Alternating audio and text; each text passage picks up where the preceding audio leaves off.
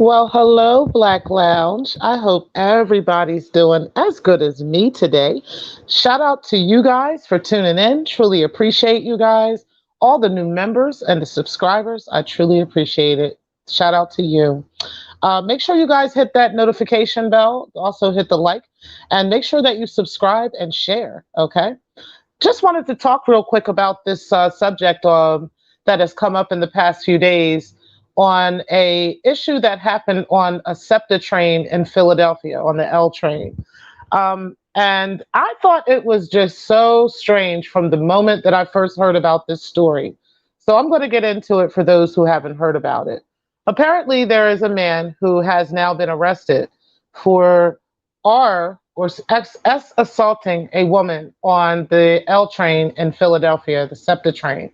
Forgot which one it was. I think the Market Frankfurt line, which is actually a very popular line. I've been on that line several times, and I happen to know that that line is usually very crowded. There's always a lot of people on that train.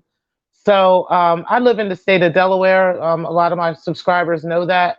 So it's not far fetched for me to go to Philadelphia and get on the Market Frankfurt line at times, depending on what I need to do in Philly. Um, but I have been on the train many times before, and I found it very strange that an act like that would be taking place on one of those trains in front of so many people. I'm not surprised on somebody, doing some lewd behavior on the train, drinking on the train. I've seen different things on the train, but as far as somebody actually assaulting somebody, I've never seen anything like that. And I'm not saying that it wouldn't happen. I've just personally never seen anything like that happen. So I found it very strange that the news was putting it out, that the local news was putting this story out, like as if this person had done this, and everybody who was on the train at the time was recording the situation or just looking on and not doing anything about it. I found that so strange. Okay. Number one, if there's something like that is going on, I can see people minding their business if it was just two people arguing or even two people fighting. But I've even seen fights on the train, like not myself, but I've seen it like on, on video or something where there's fights on the train and somebody jumps in the middle or somebody tries to stop them or something like that. But the news was putting this story out like as if all the bystanders on the sideline, were just recording recording this S assault. Okay. And nobody was doing anything but just laughing and kind of just taking recording, and that's it. They weren't trying to stop them. Nobody was calling the cops.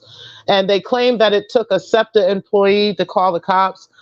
I just found this so weird because I'm like, well, how did the SEPTA employee become aware of it? Because it's not like when you're on the train, there's somebody walking around through the train. There's some you know, there's a SEPTA employee walking back and forth through the train. I haven't seen that. Um, so I'm not sure where they're getting this idea that, this employee just happened to come across this information. Another employee had said, well, we got this information. It started at the 59th and then it ended up on 62nd or something like that, which are pretty long blocks in Philly. I don't know if you guys have ever been to Philadelphia or if you're from Philly, but there are some people I do know that are from Philly, and these are pretty big blocks. So it's not like they're small, tiny blocks, and you just get from 59th to 63rd really fast. That could actually take, depending on how fast the train is moving, depending on how many times they stop, various things. That could take a little bit of, a little bit. It take more than a couple minutes. So this person had said that it took them about 3 minutes for the police to respond to this situation. And then when they did respond, they got the guy was arrested, so forth. But I mean, do you guys find this story strange? Because I just couldn't understand why anybody on the train would, instead of trying to tackle the man or trying to stop him in some kind of way, push him off something, I can't understand why they wouldn't do that as opposed to just pick up their phone and just start recording. because this is literally what the news was saying. Turns out that the DA's office actually completely took doubt out of everybody's mind and said, no, that's not the case. People were actually calling the police. People were trying to stop the situation. Their Septa actually has, I think it was like a somewhere around the area of 280,000 cameras between all of the tunnels, all of the bus stops, on on the trains, on the buses, various so forth and so on.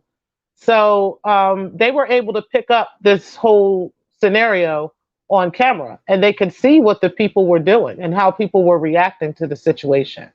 It made me wonder why that reaction came from the media. Okay, which makes me question the media a lot on why they put certain narratives out and why they want to paint a particular narrative about certain things.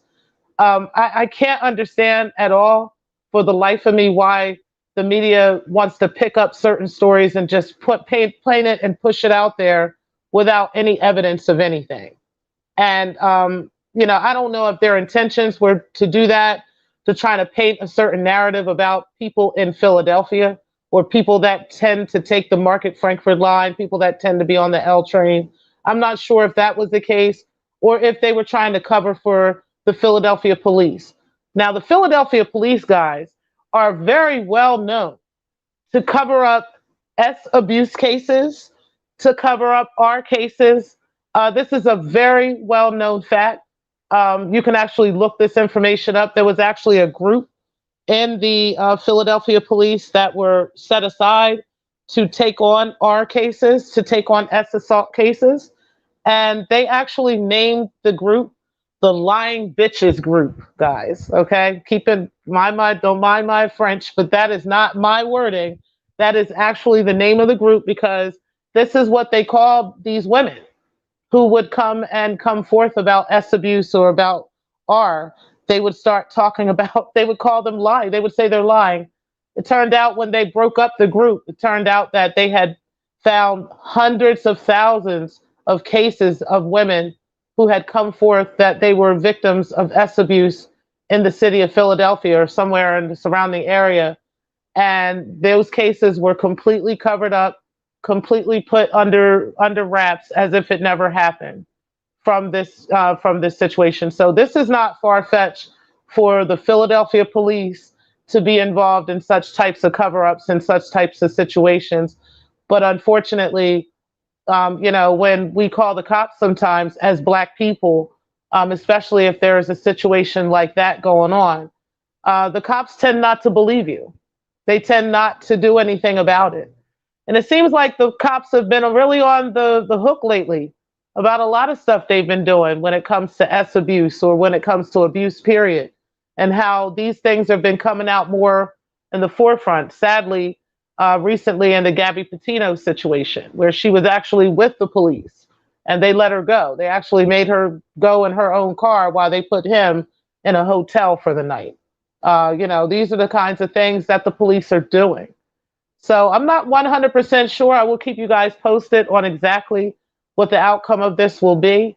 But I'm leaning towards that part of it is that, this is yet another cover up of some mess that the police have done. And they were trying to get ahead of it before it got out to the public. But now, unfortunately for them, the DA has proven that people were, in fact, calling the police on this situation that was taking place on the Market Frankfurt line, the Septa line in Philadelphia.